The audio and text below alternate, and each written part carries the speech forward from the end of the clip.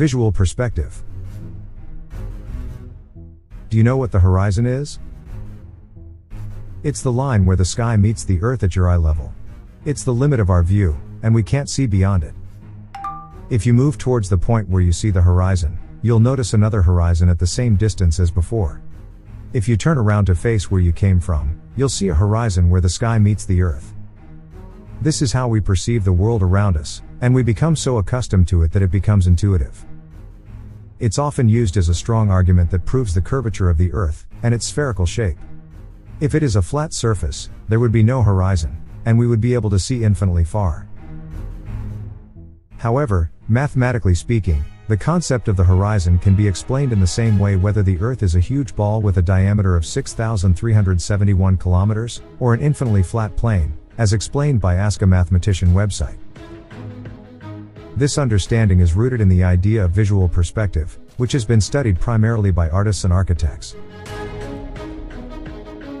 It's important to grasp how our eyes perceive the world in order to comprehend the concept of visual perspective, which is crucial in realizing that we live on a flat surface rather than a spinning spherical object, as claimed by some conspiracy theorists. They argue that not everyone is allowed to understand the idea of perspective, as conspirators do not want us to grasp how our senses work and realize the supposed truth. To simplify this complex idea, let's consider how the human eye sees the world around it. If you stand in the middle of a long corridor and look towards the end with one eye open, you'll notice that the ceiling appears to come down as far as you can see, while the floor appears to rise up to meet the ceiling at your eye level. The right wall seems to veer to the left, and the left wall veers to the right. If you turn around and look behind you, you'll notice the same perspective.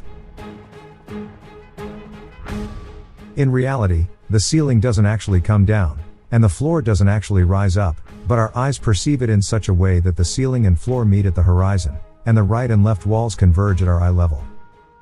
All of these lines appear to converge at a single point called the vanishing point, which is at our eye level and directly in front of us. We know very well that the roof, the floor, and the walls along the corridor are all parallel, but we see them converging until they meet at the vanishing point. The further you move, the more your perspective will change. Even if you reach the site of the vanishing point, you will find that the ceiling does not apply to the ground because the idea is in perspective, and our eyes see the world that way. Now, if there's a cat running from under your feet towards the end of the corridor, you're going to see it visually climb up with the earth until it's right on the horizon. You started looking at her from the top down when she was under your feet, and then you started looking with her until you saw her in a straight line right in front of you. And if there is a lamp hanging with a rod the length of the corridor ceiling and with a motor, it moves from the first corridor to the other and then returns again as a piece of decoration on the ceiling. You'll see its motion is quite similar to that of the cat, but it's mirrored. So when the lamp over your head, you'll look at it from the bottom up.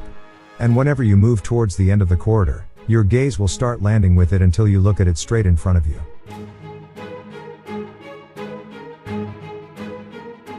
Does that mean that it landed from the top down, and that the cat rose from the bottom up? Of course not, although they are right in front of you at your level of sight. Except the cat is still down from you, and the lamp is still up from you. This is quite the same as standing in front of a large flower field and assuming that, on your right, 100 lines occupying 100 meters, and on your left, 100 lines operating 100 meters, as well. All these lines in front of your eyes converge until they all meet on the horizon and at the vanishing point right in front of you and at your level of view. This means that the first flower in the first line is 100 meters from your right, but where is the last flower in the same line? It's right in front of you at the vanishing point, isn't it? You see it in front of you, but it's not in front of you.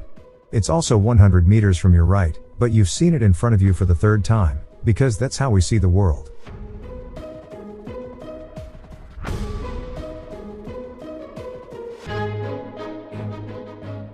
These are the laws of visual perspective. Now, suppose the cat kept running until it went past the vanishing point, or more accurately, beyond your horizon of sight. Would you be able to see it? Actually, no, you can't. The reason is that your eyes can't look up to see something that's actually below you, such as the cat below you under your feet, and the further away it gets from you, the higher it goes up, visually, with the earth until you reach the horizon at your level of sight. In this case, you look straight at something that's below you, and that's as far as the eye can see. If the cat crosses the horizon, It keeps going up, and that's where it disappears because it visually becomes above your level of sight. But how does it disappear? Does it suddenly disappear like magic once it crosses the horizon line? No, it disappears from the bottom to the top. While its feet are above the horizon and above our level of view. Its body is still in the level of view where we can see it, and if it goes further, its body is beyond the horizon, and we can't see it while we can see its head, which is at our level of view. This continues until it completely disappears, and we don't see it because it's beyond the horizon, which marks the end of our view. The only solution to see it is to climb higher. The higher we rise from the ground, the more the perspective changes, and the horizon line moves further to another horizon line. Now, let's replace the cat with a boat. Here, you will realize that in the same way, ships disappear from our eyes from the bottom up. Not because of the curvature of the earth, but because of the laws of perspective. That is why we cannot stand on the shores of Alexandria to see people on the streets of Italy. Regarding the ceiling lamp, suppose it moved until it crossed the horizon line. Would you be able to see it? Of course not, because at the line of sight, it's at your level when it's actually above you, and if it crosses the horizon, it keeps falling. In this case, we won't be able to see it because our eyes can't look down to see something that's actually above us. Remarkably, the lamp is supposed to disappear from top to bottom, reverse cat. But it actually disappears from the bottom up, which is confusing to the laws of perspective. However, the line of the horizon below it is always a natural blocker of vision, which is the surface of the earth, and therefore the lamp disappears from the bottom up due to this inhibitor. Replace the lamp with the sun, and you will discover that it does not disappear because of the spherical earth, but due to the laws of perspective. It appears to move away from us, taking light with it, until it crosses the horizon line and disappears. One last thing, why is there a horizon if the earth is flat? Does it provide evidence of a spherical earth? The horizon, as we know it, is strong evidence that we live on a flat earth, not vice versa.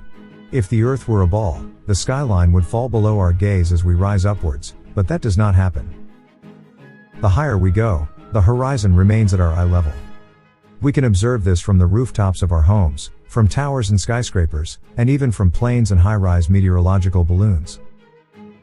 The horizon always appears at our eye level because it is the skyline of a vast flat land, not the skyline of a ball.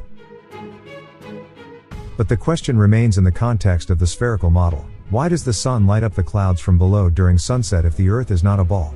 And when it falls behind the curvature, why are its rays reflected on the lower surface of the clouds?